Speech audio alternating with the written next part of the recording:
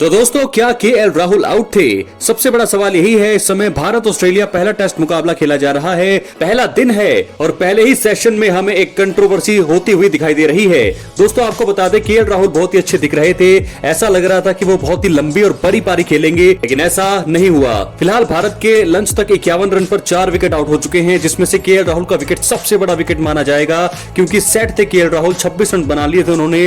लेकिन उसके बाद एक गेंद आती है मिचेल स्टार्क की, सीधी गेंद रहती है, उसे मिस करते हैं केएल राहुल। अंपायर द्वारा उसे नॉट आउट दिया जाता है। बहुत ही ज्यादा अपील यहां पर करते हैं सभी ऑस्ट्रेलियाई खिलाड़ी। पैट कमिंस जो कप्तान है ऑस्ट्रेलिया के, वो रिव्यू की मांग करते हैं। और रिव्यू लेते वक्त आपको बताते, सिर्फ एक ही फ्रेम में दिखाया गया था, एक ही फ्रेम में दिखाया गया कि स्पाइक था, स्निकोमीटर में स्पाइक दिखाया गया, लेकिन एक ही एंगल दिखा रहा था, क्योंकि जिस पर जब स्पाइक दिखा रहा था तभी आपको बता दूं केएल राहुल का जो बैट था, केएल राहुल का जो बल्ला था, वो पैड पे लगा था। तो पैड पे लगने का भी वो स्निकोमीटर हो सकता था, वो स्पाइक हो सकता था, लेकिन सिर्फ एक ही एंगल में आप ये फैसला ले लेते हैं कि भाई ये आउट है। तो ऐसे में ऑस्ट्रेलिया की सरजमी पर ऑस्ट्रेलिया के थर्ड अंपायर ने यहां पर चीटिंग करते हुए हमें दिखाई दे रहे हैं, क्योंकि साइड एंगल से अगर देखा जाए तो बॉल जो है बैट पर लगती हुई दिखाई नहीं दी। लेकिन ऐसे में बहुत ही ज्यादा रिएक्शन यहां पर आ रहे हैं सोशल मीडिया पर, और हर जगह जो कमेंट्री कर रहे थे, वसीम अकरम, रवि शास्त्री, संजय मांजरेकर, जितने भी बड़े बड़े कमेंटेटर दिग्गज थे, उनका भी यही कहना था कि एक फ्रेम पर आपको बेनिफिट ऑफ डाउट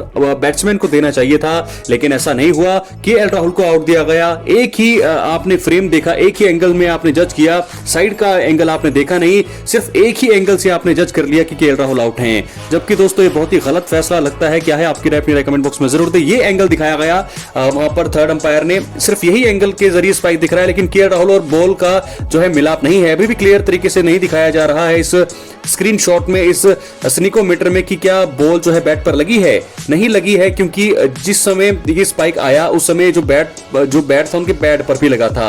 ये एंगल नहीं दिखाया गया, राइट एंगल नहीं दिखाया गया। बहुत सारे 3-4 एंगल यहां पर दिखाने चाहिए थे। अगर एक ही एंगल अंपायर के पास था तो कोई ऐसा पुख्ता सबूत नहीं था जिसके चलते वो केएल राहुल को आउट दे सकते थे। तो दोस्तों, बहुत ही कंट्रोवर्सी वाला ये डिसीजन रहा है। क्या लगता है आपको, क्या केएल राहुल आउट थे या नहीं? क्योंकि बहुत ही ज्यादा आउट देने के बाद काफी निराश यहां पर दिखाई दी केएल राहुल। गौतम गंभीर का भी रिएक्शन ऐसा आ रहा था कि उन्हें भी पता था कि ये आउट नहीं है, एकदम से फैसला आउट देना।